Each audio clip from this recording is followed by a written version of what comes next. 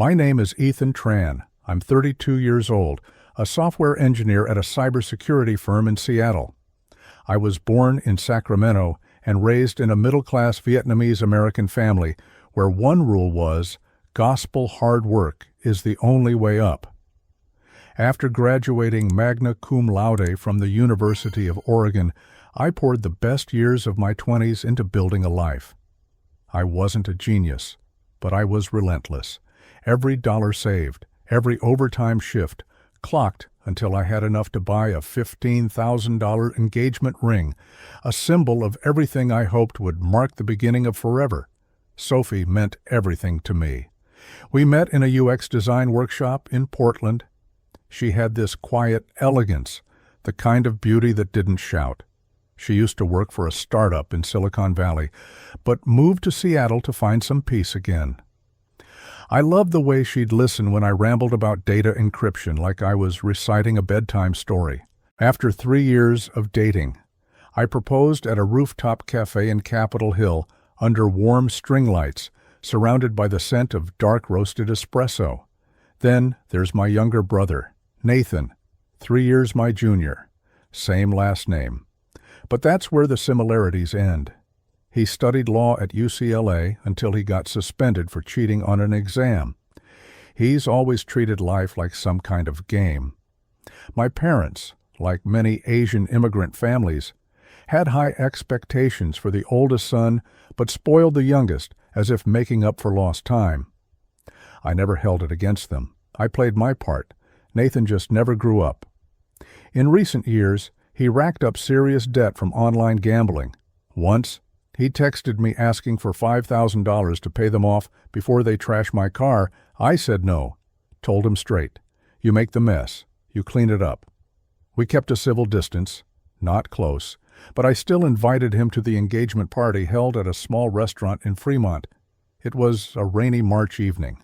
Sophie wore a simple white dress, wine-colored lips, and eyes that looked like they belonged in a Chanel ad. I remember the way everyone looked at us as we walked in, smiling, nodding, whispering things like, "What a perfect couple." Nathan showed up nearly an hour late, wearing a wrinkled old suit, uncombed hair, eyes slightly bloodshot. He gave me a half-hearted hug, then stared at Sophie like she was a puzzle he meant to solve. When we raised our glasses, he smirked. "Hope you keep this one longer than the last few." I froze, not at the words, but the look in his eyes. It wasn't the usual teasing I'd grown up with. It was contempt, bitter and sharp. I swallowed the anger, smiled back. "You still doing that thing where you talk crap to feel important?" He didn't answer. But I knew. That line wasn't offhand. A week later, I saw Nathan's story on Instagram, a blurry snapshot of a bar in Las Vegas, a cocktail, and a caption, "You only get one shot to bet it all." I figured he was gambling again. I didn't ask. I had a wedding to plan. We'd already booked the venue in Kirkland, finalized the menu, hired an acoustic band. Sophie said she needed to visit her mom in Portland. She'd just had knee surgery. Sophie looked tired lately, but still kind, just distant. Her texts were shorter, phone calls rushed. I asked, "You okay?" She said, "Just wedding stress." I believed her. I wanted to believe her. Then one day, Sophie texted me, "Did you book me a flight to Vegas? I just got an email confirmation." "From your account," I blinked at the screen. "No, must be a mistake." She replied fast, "Probably spam then." I let it go. I shouldn't have. Around the same time, my bank sent a transaction alert confirming transfer of $20, $350 to an account in Nevada. I called the hotline instantly. They told me the transaction had been authorized via the mobile banking app using fingerprint authentication. The account was frozen, pending investigation. I was worried, but chalked it up to a glitch. A week later, my work email auto-logged out across all devices. IT said someone had accessed it from a suspicious IP out of Las Vegas. They asked me to verify my identity. I sent everything: passport, social security card, employee badge, and waited. Then the real bomb dropped. I got an email from the IRS. Subject line was plain and cold, marital status update, confirmation received. The body read, name Ethan Tran, marital status, married as of April 6th, county Clark County, Nevada. My blood ran cold. April 6th. I was in Boston that day speaking at the National Cybersecurity Conference. I had the plane tickets, hotel receipts, selfies with their keynote banner. I wasn't in Nevada. So who the hell stood in a wedding chapel that day and used my name to get legally married? I still remember the hollow feeling spreading through my chest as I read the IRS email over and over. It was all correct: my name, my social security number, my tax ID, and that cold final line, marital status, married, Clark County, Nevada, April 6.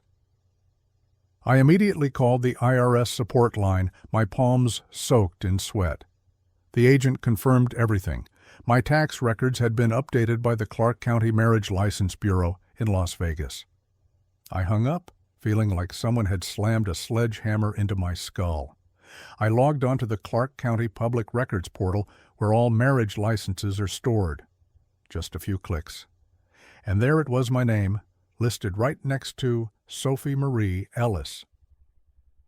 I couldn't believe my eyes. At that moment, the only explanation I could cling to was that she'd been tricked, forced. Maybe someone forged her signature. No way Sophie would do this knowingly. I called her. The phone rang once, then went straight to voicemail. I called again. Nothing. My messages showed delivered, but never read. Frantic. I started combing through every email, every message, anything that could explain this. That's when I saw it. A spam email in my inbox from an anonymous sender. Truth inside, you a secure mail. Pro subject. You need to see this. Inside was a Google Drive link, a single folder. Inside the folder, a video of a wedding ceremony. The footage was shaky, handheld, probably recorded on a phone. A small chapel with blinking neon lights, Hearts United Chapel, Las Vegas. The bride was Sophie, no doubt. Light brown curls, a nervous smile, glassy eyes. She wore the same white dress we picked out together 3 months earlier. And the groom was me, or at least someone who looked exactly like me. I paused the video, full screen. The man was about my height, in a tuxedo identical to the one I had tailored for our real wedding. His face, his smile, the way he nodded, it was uncanny, but I could tell something was off. The expressions, the body language, it was someone imitating me. I zoomed in on frame after frame. His face was a little longer, his nose slightly straighter, subtle but enough for someone who truly knew me to spot. I ran the footage through one of our internal AI tools, facial comparison scan, against my real photos. Result 87% match. Probability either a deepfake or plastic surgery. I didn't want to believe it, but my gut screamed the truth. That man wasn't a stranger. It was Nathan. I jumped to his Facebook. It was already set to private, but I remembered the story he posted earlier this month, the blurry photo in a bar, the cocktail glass, the caption "Big Bet, winner takes all." I thought it was nonsense. A joke. Now, I realized. It was a warning. I checked my work email logs trying to trace the unauthorized access. Sure enough, multiple logins from IPs based in Las Vegas and California. I matched them against an old IP Nathan used when he stayed at my place. Bingo. Same signature. Somehow, he had used my information, likely from an old laptop I sold him, to impersonate me. He forged documents, hacked into my bank accounts, and stole my identity. And worst of all, he tricked Sophie. That's when the question hit me like a freight train. How could she not know she'd been with me for almost 5 years? How could she not see that man wasn't me, or worse? What if she knew and still went through with it? I drove to her mother's house in Portland. The woman answered the door with a warm smile, as if nothing was wrong. She told me you two got married already, she said, sent me pictures and everything. I figured the ceremony just got moved up. Did she mention Las Vegas? I asked. My voice trembling. She shook her head. Just said it was something special. I asked her again, but she smiled and told me not to worry. I returned to Seattle in a daze. Couldn't eat, couldn't sleep. I filed a police report, but they said I'd need more evidence to prove identity theft. My name was still on the marriage certificate. My email still worked. My face was in the video. Legally, I was the one who married Sophie. But the truth, I had been erased, pushed out of my own life, by my own brother. I didn't tell my parents. They were getting old, and this would break them. But I knew Nathan wasn't done. This wasn't just about revenge for the times I refused to bail him out. He wanted more than money. He wanted my life. I found a newly opened bank account under the name Ethan Tran, registered at a branch in Las Vegas. The mailing address, a luxury apartment on Fremont Street, and I looked it up. There it was. A sleek, upscale condo. I pulled the lease agreement from public records, and it had my name, my driver's license attached, but the face on that ID wasn't mine. It was Nathan's, with my name printed below. He had forged everything. A man who didn't finish law school but knew just enough to exploit the system. A manipulator with access to all the data I had trusted him with. I stared at the lease. The signature date read April 8th, 2 days after the wedding. Same name, but this time I could see it clear as day the signature wasn't mine. I let go of the mouse and sat in silence for hours. One by one, the memories came slicing back. The snide remark at my engagement party, that strange look Sophie gave me, the suspicious bank transaction, the Vegas story, the wedding video, that face not mine but living as me. I used to think I had it all, a solid career, the woman I loved, a future built on trust and hard work. Now, all I had left was my name, and I swore he wasn't going to keep it for long. I didn't even know where to begin. Was it the pain of being betrayed? The nightmare of watching my own face marry the woman I loved, or the sheer humiliation of knowing the man behind it all once called me brother? The name Nathan now filled me with something tangled, part disgust, part grief. I used to believe that no matter what, blood was still blood. But not after this, not anymore. One morning in early May, I got a text from an unknown number, just one line. See, you had everything.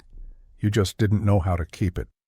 Attached was a photo, Sophie, resting her head on Nathan's chest, her face soft, her smile serene like I'd never existed. For the first time in my life, I threw my phone across the room, and then I broke. Not with sobs, but with that heavy, silent kind of crying that feels like being buried alive.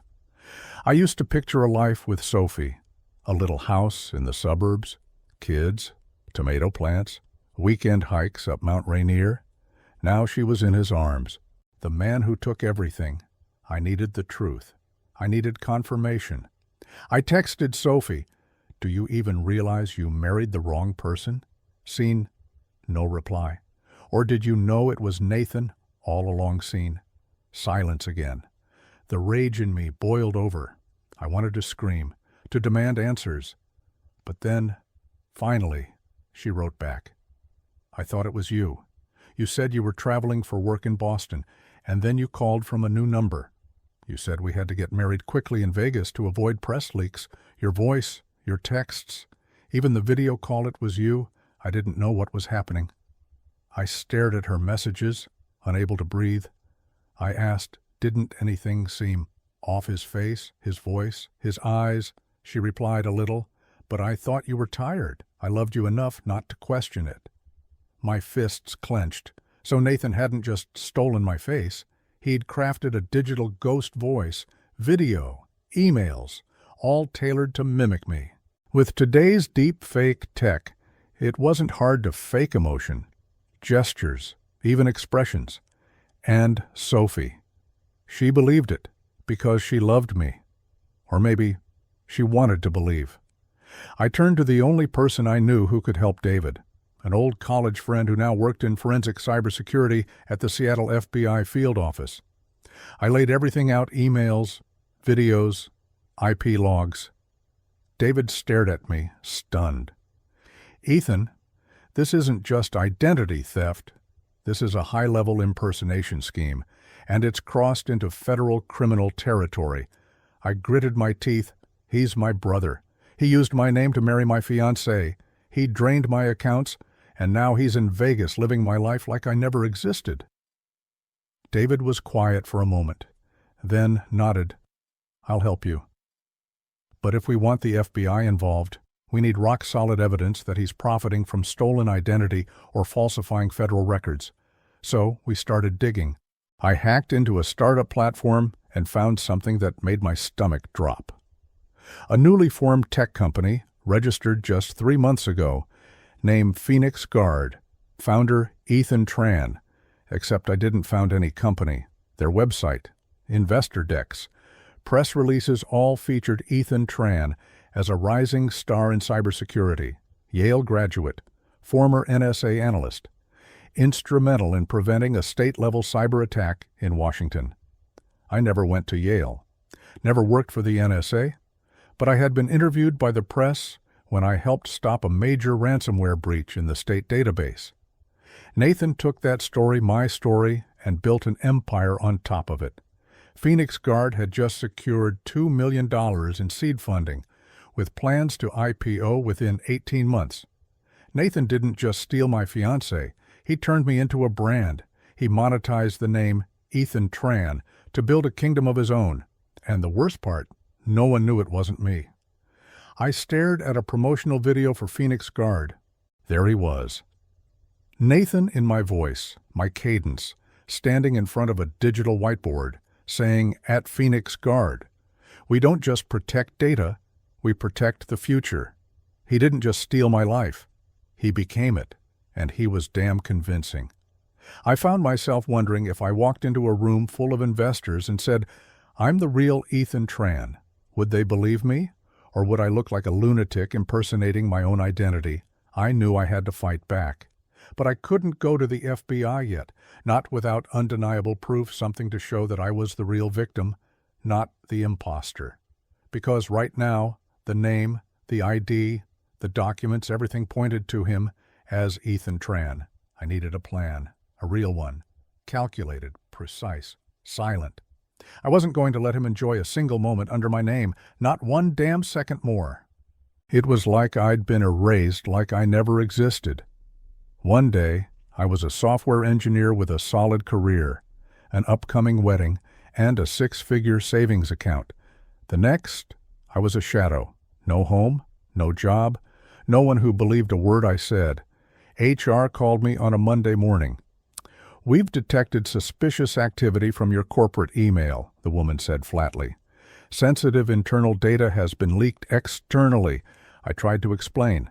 I told them my identity had been stolen, that I no longer controlled my accounts. But everything was under my name. The email, the fingerprint logins, even 2-factor authentication. From the company's perspective, it was an open and shut case. I was suspended. 3 days later, fired. I reached out to friends. Most went silent. A few texted back, "Did you really do all that? I never thought you were that kind of guy." Ethan. Someone posted anonymously on a Seattle tech forum, accusing me of selling customer data to a competitor. I didn't need to guess who was behind it. Nathan? I checked my bank account, my last one, the savings account. It had been drained over the span of a week, over $83,000 gone. When I contacted the bank, they said all the withdrawals were verified by a mobile device with biometric authentication. I protested, but they demanded proof I wasn't the one making the transactions. My balance $2.26. No money, no home, no job, no reputation. And online, I was being labeled a traitor, the cybersecurity mole of Seattle. I rented a moldy basement room off Craigslist in the outskirts of Renton. The landlord was an old chain smoker who didn't care who I was as long as I paid him $200 a week in cash. I lived off a nearly maxed-out credit card and ramen noodles. But I didn't die. I wasn't allowed to die. Every night, I sat in that freezing basement, lit by a weak yellow lamp, typing code through clenched teeth, trying to recover the remnants of what Nathan had wiped from an old hard drive. I remembered that Dell XPS laptop I gave him years ago, back when he got kicked out of school. Turns out, he hadn't just used it for Netflix. I found a hidden folder, protected by high-level encryption, but that was child's play for me. I write encryption algorithms for a living. Inside were dozens of files, blueprints, step-by-step logs detailing how he manipulated Sophie, cloned my digital footprint, used deep fake tech to replicate my voice, my face, everything needed to create a false version of me. One Word doc stopped me cold. If you won't give me a path to live, I'll take yours. I shivered. Nathan had always carried that quiet resentment, but I never imagined this. I encrypted the entire drive and sent it to David, my contact at the FBI, through a secure channel. He called back in under 2 hours. Ethan, this is no longer personal. This is federal identity fraud, corporate infiltration, and interstate investment fraud. We're going to need time to build the case and secure a warrant. Time, I didn't have time, because that very day I got another notification. Nathan, posing as me, was scheduled to give a keynote at a national tech conference in San Francisco, representing Phoenix Guard. The entire event would be streamed live. His topic, Personalized Security, the Future, is AI. No. He was not stepping on that stage. He was not stealing applause that should have been mine. I had to get close. So I created a new identity, Alex Nguyen, cybersecurity consultant from Tel Aviv, formerly with a firm in Dubai. I built a LinkedIn profile, a mock portfolio site, published fake encryption analysis pieces, even faked a Medium interview. Then I reached out to Phoenix Guard, offering my consulting services. 3 days later, I got a reply from Nathan. He scheduled a Zoom call. He didn't recognize me. I'd changed everything: glasses, a trim beard, altered voice, new speaking rhythm. We spoke for 27 minutes. He was impressed. I made sure to say all the right things in the cadence he expected to hear from someone like me. I suggested a follow-up, in-person meeting. He agreed. I flew to San Francisco with a spotless background, forged references, and a portfolio of lies, and for the first time in months, I stood face to face with Nathan.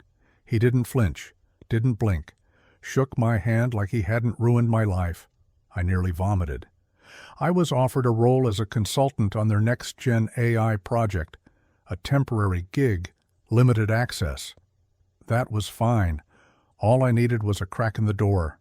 And now, I was inside the snake's den. But I hadn't come to beg. I came to dismantle.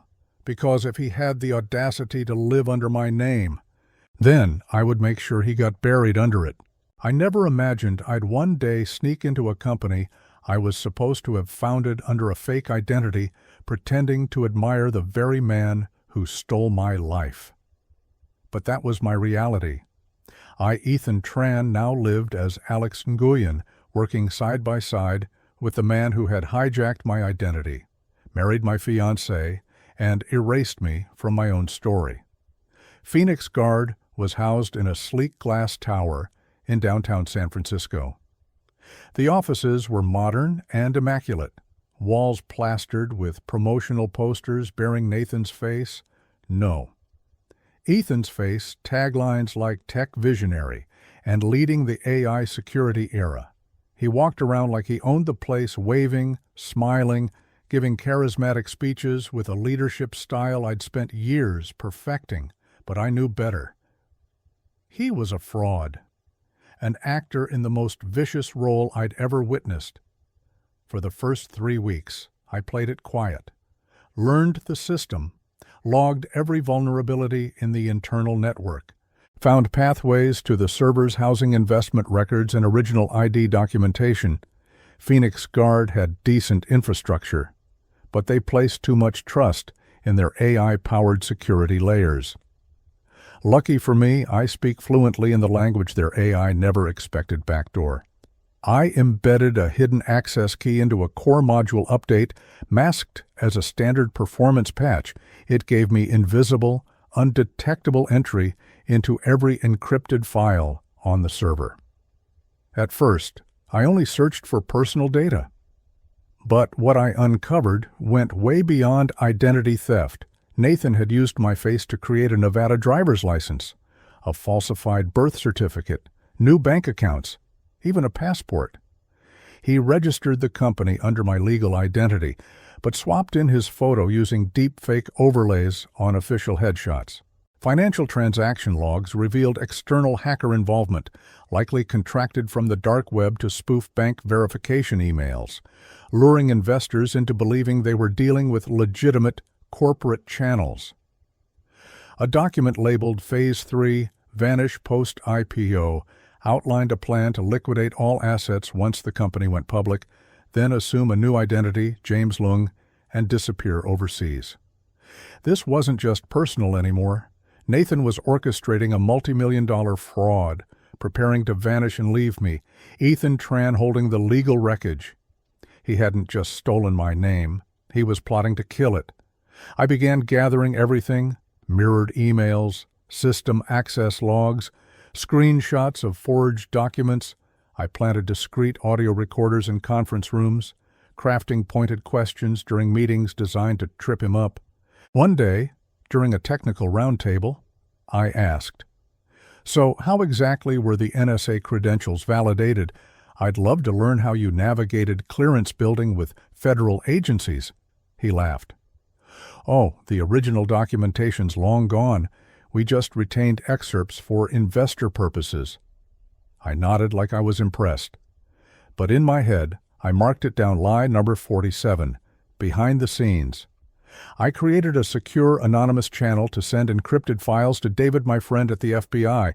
We began assembling a formal federal case to indict Nathan on charges of identity theft, financial fraud, and falsifying records for investor gain. But I knew evidence wouldn't be enough. I needed a public kill shot, something so undeniable, so explosive that no one could look away, especially before he could disappear. And then, opportunity knocked. Phoenix Guard was invited to speak at the Future of Tech conference in Los Angeles, an annual summit gathering nearly 500 investors, cybersecurity experts, and media outlets. Nathan was scheduled to take the main stage to unveil Phoenix Guard's flagship product, Signature AI, a facial and voice recognition platform for personal security. The irony: he was going to promote a tool for identity protection using a stolen identity. I suggested to the technical team that Alex should accompany him for on-site demo support. Nathan agreed instantly, even clapped me on the back. "You're someone I can trust completely," he said. I nearly laughed in his face. "Trust you'll wish you never did." I began prepping for the conference. Among the devices Phoenix Guard planned to bring, I embedded an additional micromodule, an invisible subprogram designed to activate with a specific keystroke sequence. That trigger would reveal everything. At the exact moment Nathan stood center stage, my module would override the screen feed and display the damning files, forged government IDs, fake biometric entries, deepfake logs, fraudulently signed documents, and internal access trails. His entire paper-thin persona ripped open for the world to see.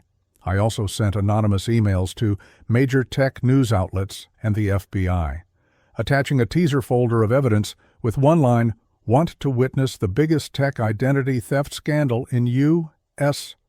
history. Be at Future of Tech, June 14th, 10:00 a.m. I knew I was walking a dangerous line. If caught beforehand, I could be arrested, branded a hacker, a corporate spy, even a terrorist. But I had nothing left to lose. And I knew if I didn't pull this off, Ethan Tran would die. Not just legally, not just professionally, but in every memory, every database, every record. I had one shot left, and I would make it count, with surgical precision, no mercy, no hesitation. June 14th, 10:00 a.m. The Los Angeles Convention Center was packed. Spotlights cut through the air like gleaming blades, illuminating the face of Nathan, the man standing before hundreds of investors, journalists, and tech leaders performing the role of me. He wore a charcoal gray suit, navy silk tie, hair neatly combed, and a confident smile that made him look every bit the part of a successful founder. He spoke into the mic, bold and calm. "Good morning, everyone. I'm Ethan Tran, CEO and founder of Phoenix Guard." Applause thundered. A chill ran down my spine. I stood just backstage, under the alias Alex Nguyen, officially there to manage the technical demo. My fingers hovered over the laptop, already wired into the main stage projection system. My index finger rested on F9, armed and ready. I didn't breathe, didn't blink. Everything I had done over the last 3 months had led to this precise second. Nathan stepped into the demo portion. "We're proud to introduce Signature AI, a security system using deep biometric data, facial movement, vocal tone, behavioral mechanics." Then he looked at me. "Alex, can you initiate the demo?" I smiled and pressed Shift plus Control plus K. The stage screens blinked black for a split second. Then a bright red message appeared in bold, "Who is the real Ethan Tran?" The crowd froze, not a single sound. Then came the images, a Clark County marriage license with my real face, and Nathan's forged signature, a Nevada driver's license bearing his photo, but my name, a scan of a fake birth certificate, a forged passport, bank accounts opened under my identity, but controlled by him. Document after document flashed across the screen, followed by audio clips Nathan admitting to using deepfake technology to mimic my voice. Emails showing payments to dark web hackers for spoofing credentials. A PowerPoint titled Phase 3 Vanish After IPO, detailing his exit plan to dump Phoenix Guard, disappear as James Leung, and flee the country with stolen investor funds. Everything he'd built, I dragged into the light. Nathan froze, eyes wide, mouth twitching, staring helplessly at the digital avalanche unraveling behind him. And I saw it. The panic, the unraveling, the slow-motion collapse of a world stitched together by lies. Someone in the crowd shouted, "What the hell is this? Is this real?" Another guest live-streamed it on Twitter. Phoenix Guard CEO exposed for identity theft during the conference. Insane. Nathan turned to me, voice cracked and desperate. I pulled off my glasses, unclipped my mic, stared him down. "I'm Ethan, the real one." The room exploded. Cameras flashed. Journalists sprang to their feet. Investors scrambled, some calling their banks, others yelling, many just swearing out loud. Less than 3 minutes later, FBI agents emerged from both sides of the stage. David led the charge, no longer just an old friend, but a federal agent with a warrant. Phoenix Guard and Mr. Ethan Tran, a.k.a. Nathan Tran, are under investigation for federal fraud, identity theft, and investor deception. Nathan stumbled back, trying to remove his mic. An agent cuffed him mid-motion. I didn't flinch, didn't move. I just stood and watched, memorizing every second. The sound of the cuffs, the sweat sliding down his temple, the look in his eyes the moment he realized it was over, and then something I didn't expect. Sophie. She was sitting in the audience. I hadn't noticed her until I saw her frozen in her seat, eyes wide, hands over her mouth, shaking. When our eyes met, I didn't feel rage. I felt pity. She slipped out quietly, and I let her go. Whether she was complicit or just a pawn, it didn't matter anymore. She wasn't the woman I once planned a future with. A week later, the story broke wide open. Forbes ran the headline, "Stranger Than Fiction Tech CEO, Impersonated by His Own Brother and His Fiancée." The New York Times called the LA incident the most explosive takedown in tech since Theranos. Nathan was indicted on 7 federal charges. He faced up to 40 years in prison.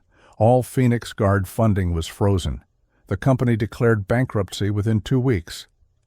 I got flooded with interview requests, TV shows, podcasts, magazines. I declined every single one. I didn't want fame. I just wanted my life back. I returned to Seattle with a backpack, 2 sets of clothes, and 1 freshly revalidated legal identity. The name Ethan Tran was mine again officially, unshakably. But that wasn't enough, because now I had to rebuild my entire life, on my terms. The day I got my name back officially through a federal court ruling, I sat alone in my attorney's temporary office, staring at the bold letters Ethan Tran, a name I once took for granted. Now, it stood for survival. There was nothing to return to. My old apartment, Sophie had left it shortly after the scandal broke. What remained was a mess, abandoned furniture, torn photos, handwritten notes, the remnants of our wedding plans scattered like ash. I cleaned it up quietly, 1 item at a time, no tears, no words. There was nothing left inside me to feel. Career gone, network gone, reputation shattered. The tech companies in Seattle I once collaborated with now replied to my job applications with lines like, "Thank you for your interest. Unfortunately, we are not moving forward at this time," which was code for "You're a PR liability." It didn't matter that I was the victim. I was still that guy from the identity scandal. I knew I had to start from scratch. No one owed me a thing. No one was coming to save me. So I rented a tiny apartment from an old classmate in Capitol Hill and started coding again. At first, just basic security scripts to get my mind moving. But slowly, I poured all my knowledge and all the rage I'd stored up into building something real, a system, a platform to fight back against the very thing that nearly destroyed me, deepfake identity theft. I called it TrueCore, partly because it dealt with core identity, the digital fingerprint of who we are, and partly because I knew no system is ever truly secure without the human core, the will of the person behind it. I posted a beta version in an online cybersecurity forum. Overnight, hundreds of experts downloaded and tested it. Within 2 weeks, I got an email from an investor in Palo Alto. "We'd like to meet the creator of TrueCore." I flew to California with nothing but a backpack and a USB drive, no pitch deck, no buzzwords. I just told them the truth. I built this because I know how fast your identity can be stolen, and I don't want anyone to go through what I did. 2 months later, TrueCore Inc. was born, and I was its CEO. No one questioned my name anymore. I didn't blast press releases, didn't do interviews, but within 4 months, 3 Seattle-based banks signed on to integrate TrueCore's anti-deepfake system. Then came a hospital network in California, then an insurance company, then an invitation from the U.S. government to pilot TrueCore for a Homeland Security initiative. I once had my identity stolen. Now, I was setting the standard for verifying others. At one point, a journalist chased me after a conference, mic in hand. "What do you think about your brother getting sentenced to 22 years?" I paused, then said, "Justice doesn't return the past, but at least it stops the cycle from repeating." I didn't hate Nathan anymore.